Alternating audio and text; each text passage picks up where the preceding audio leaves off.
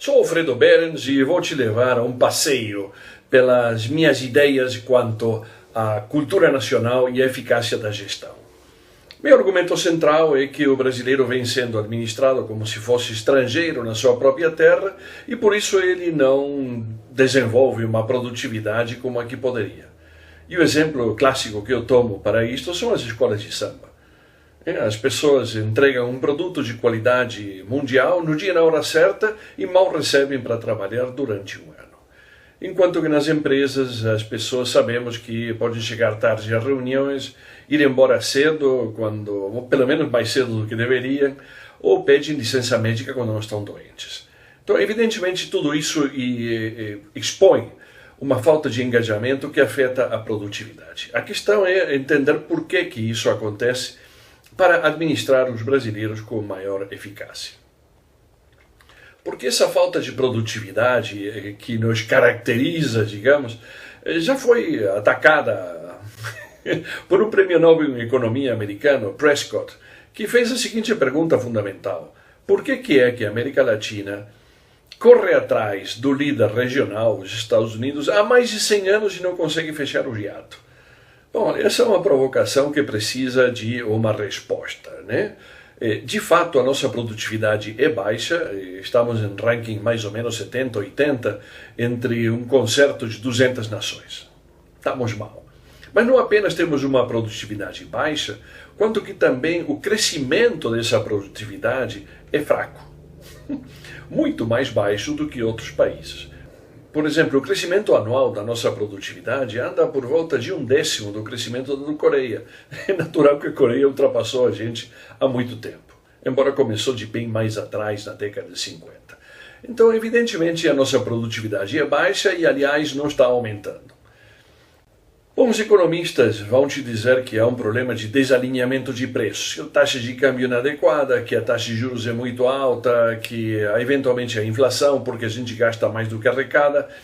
Podem inclusive argumentar que a nossa saúde é fraca ou que a nossa educação não é o que deveria ser. Tudo isso é verdade. Mas saúde e educação levam dinheiro e a gente sabe que já gastamos mais do que arrecadamos, talvez gastemos mal, mas o fato é que isso vem acontecendo há décadas e a solução não é a austeridade apenas. Precisamos atacar o âmago. Por que isso acontece? Por que a produtividade é baixa? Bom, eu argumento que um dos fatores fundamentais é a forma de nos organizarmos para produzir. E vou ilustrar com o caso da África. Aqui temos uma ilustração de Hans Rosling, uma análise estatística apenas. E nas ordenadas ele coloca a expectativa de vida como um indicador de saúde e nas abscissas, na linha horizontal, ele coloca o nível de renda. E desde 48 para cá, a África descolonizada teve um crescimento vertiginoso da saúde. Former colonies gained independence and then finally they started to get healthier and healthier and healthier. Então, você vê que não há outros fatores para isso. De fato, a penicilina foi descoberta, mas estava disponível para todos os países. Mas enquanto eram colônias, os africanos se davam muito mal. Bastou com se independizarem para melhorarem muito a expectativa de vida. Então, a pergunta fundamental é qual é o estilo de organização para produzir e viver que é mais satisfatório para a nossa cultura.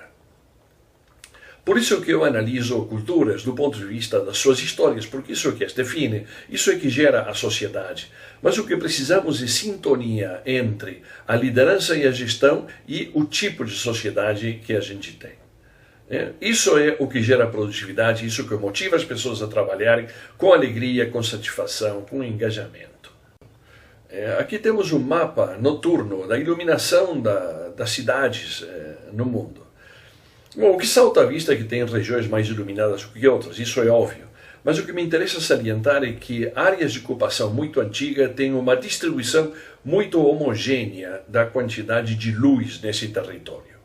Isso é, a população está espalhada por esses territórios. Isso acontece na China e no Japão, acontece na Índia, acontece na Europa. Mas quando a gente vai para o Novo Mundo, a disparidade é gritante. Na América do Sul, a população tem se acotovelado na orla marítima, seja no Caribe, no Pacífico ou no Atlântico, é a mesma coisa. No entanto, no hemisfério norte, o que nós temos é uma população que evidentemente está mais densamente localizada na Nova Inglaterra, na área do Atlântico, porque é aí onde as pessoas desembarcaram e aí é onde tudo começou, inclusive a industrialização. Mas isso não significa que a população ficou acotovelada no Oceano Atlântico. Pelo contrário, ela se expandiu pelo todo o território. Ao se expandir, essa população fica isolada. Mas como é que consegue sobreviver? Em parte porque essa população sabia ler e escrever. De fato, a população americana foi constituída por protestantes que chegaram sabendo ler a Bíblia. Mas a habilidade que te leva a ler a Bíblia é a mesma que você usa para ler um manual de instruções que te ajuda a consertar uma bomba d'água. Então, o indivíduo isolado, empoderado pela capacidade de ler e escrever, ele se torna dono de si, acredita em si mesmo e a sua opinião conta, e a Organização Republicana e Democrática dos Estados Unidos tem mais de 240 anos de vida ininterrupta. E, no entanto, os nossos países, não há nenhum nos últimos 100 anos que tenha tido menos de 4 golpes. E teria tido mais se não fosse porque alguns golpes duraram muito tempo. Então, o estilo de organização deles funciona menos bem nas nossas latitudes. Isso é fácil de reconhecer. Agora, por que é que reconhecendo isso, não reconhecemos que o estilo de organização das empresas seja talvez muito mais eficaz entre eles do que entre nós?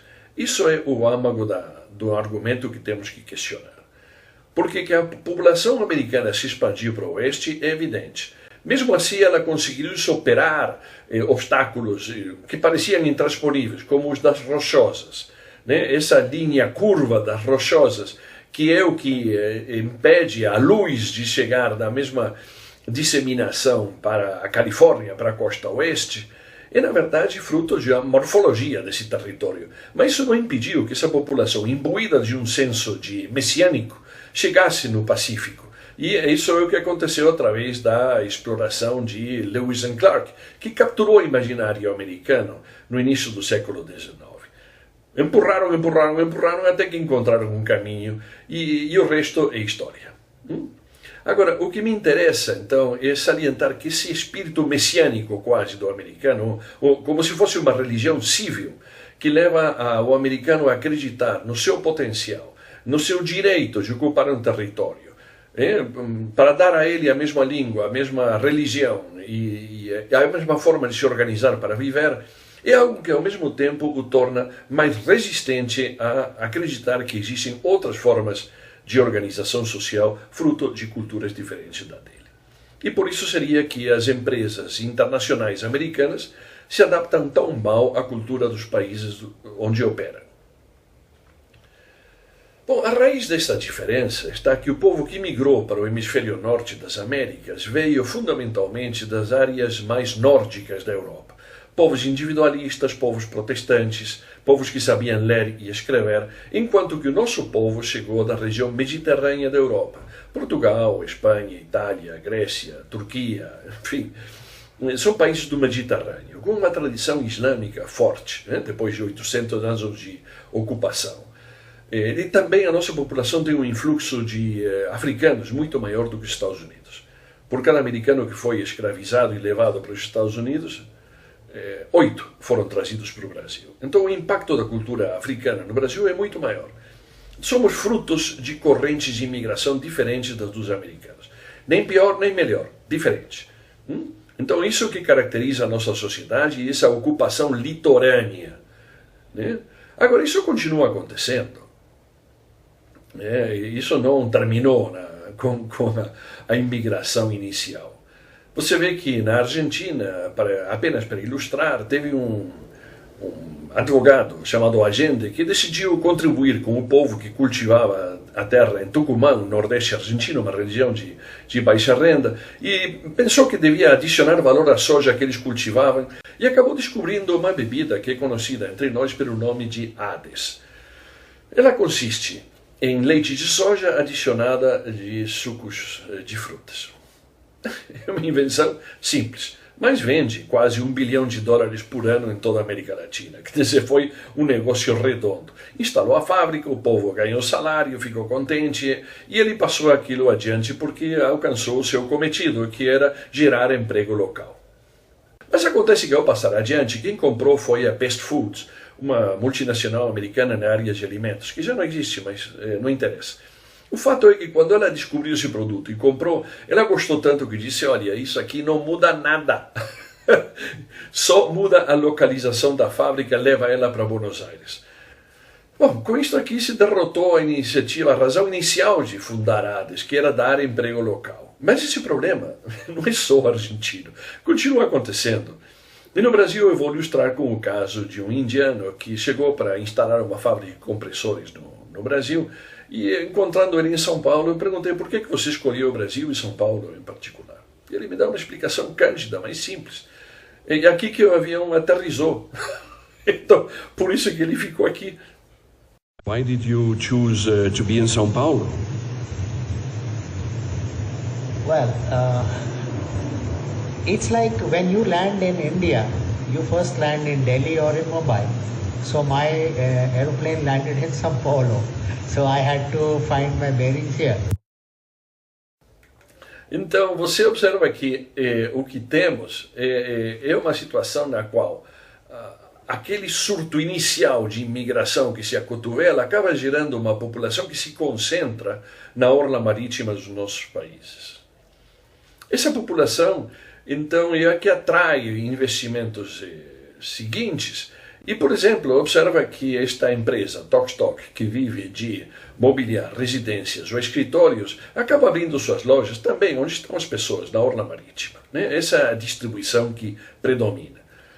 Mas isso tem levado a que nossas cidades hoje sejam quase inabitáveis. Né? Então, pessoal, uma aglomeração que é excessiva, além da nossa capacidade administrativa.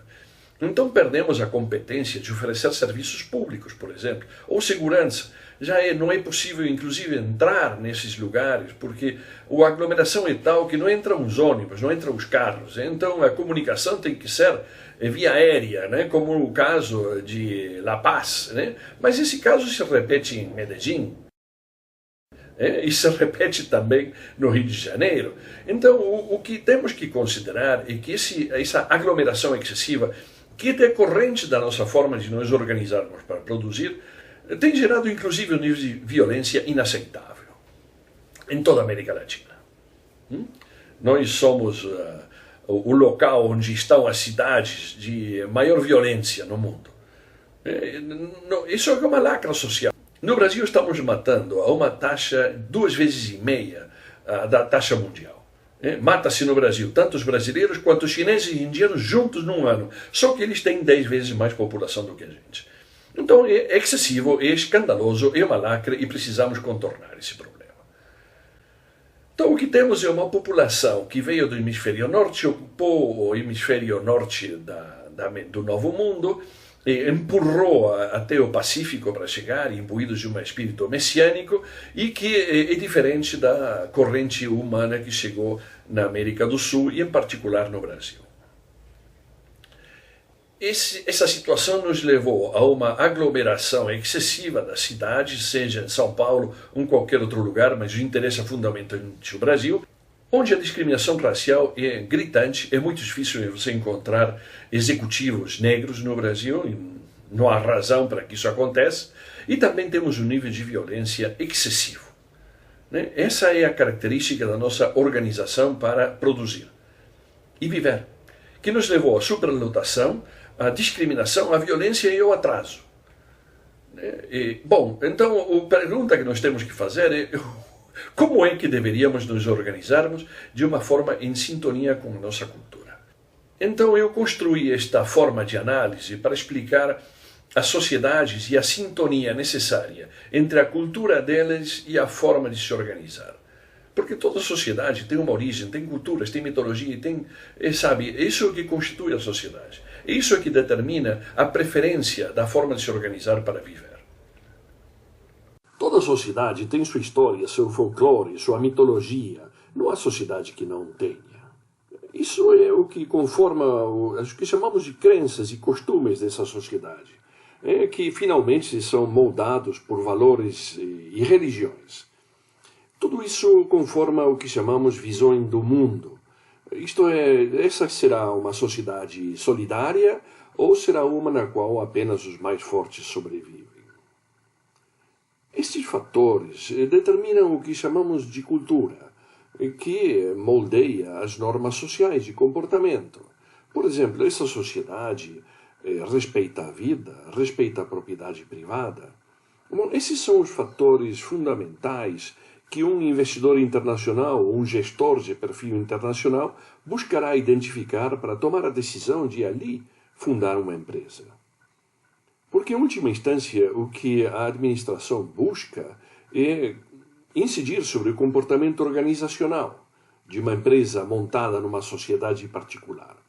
Por exemplo, vai querer conformar as atitudes em relação aos prazos, ao tipo de competição que haverá no lugar de trabalho, ou os incentivos que serão necessários aplicar para conseguir alinhar as pessoas dessa organização em torno das metas desejadas. Também interessará saber quais vão ser os estilos de liderança mais eficazes, ou se essa empresa terá uma responsabilidade social corporativa importante, que tipos de relações estabelecerá com os stakeholders nessa sociedade. Bom, esses aspectos são os que interessam a um investidor, a um administrador, mas eles dependem do lado esquerdo desta figura, da história do folclore, as crenças e costumes, da visão do mundo. Esses são os fatores que determinam, em última instância, o comportamento organizacional. E não são tão evidentes e é necessário conhecer e revelar para ser eficaz na administração. Já o americano, imbuído desse espírito messiânico, que levou à ocupação do território com uma língua, uma religião e uma forma de organização social, é o que caracteriza a dificuldade do americano em compreender que há outras culturas que se organizariam de forma diferente e que talvez as suas empresas, ao operarem no estrangeiro, deviam se organizar de outra forma. Mas também está a nossa característica de receber sem questionar. Então as nossas escolas de negócios reproduzem os ensinamentos das escolas de negócios americanas como se fôssemos o mesmo povo, e não somos. Então essa falta de sintonia é que nos gera um problema. Por isso quero explicar que a administração americana é fruto de uma mentalidade que é americana e é diferente da nossa. E para isso eu analiso os mitos e as lendas fundacionais dos americanos. Esse será o tópico do episódio 1 do nosso curso. Depois eu passo para as histórias americanas, porque é da leitura dessas histórias ou dos filmes que a mentalidade do americano se nutre. Essas são histórias belíssimas, mas são completamente diferentes das nossas. Nessas histórias as pessoas têm foco, têm resiliência, têm perseverança. Louva-se o heroísmo. Enquanto que a nossa literatura é uma literatura muito gostosa, sibarítica. A gente curte os nossos costumes, o convívio social. Então, essa literatura americana, que é muito pouco conhecida nos nossos países, exprime uma mentalidade completamente diferente da nossa. E por último, eu vou à forma como essa forma de ser, da qual se nutre o americano nas suas histórias, leva a um pragmatismo. Esse pragmatismo para a gente pode resultar excessivo. Essa história de o tempo e o dinheiro leva o povo americano a correr. Muito mais do que a gente. Há um foco, há um caminho para chegar e também deve-se alcançar com o menor uso de recursos possíveis, inclusive do tempo. Isso leva a que o convívio social no tempo de trabalho não seja tão prezado entre americanos quanto entre a gente. E por isso é que o brasileiro, premido a concorrer com seus colegas no trabalho, sem tempo de descanso, pelo menos não tanto quanto ele gostaria, leva a uma sensação de que o trabalho é para sofrer, não é para curtir. Por isso que na escola de samba ele chega com um sorriso na cara na segunda-feira, mas no trabalho ele chega esperando que chegue na sexta-feira. Enfim, esse é meu argumento e isso é a história que eu vou contar para vocês. Espero que você me acompanhe ao longo desses 3 próximos capítulos. Mitos e lendas, histórias americanas e o pragmatismo americano, que é o que fundamenta a administração que se aplica no Brasil. Muito obrigado.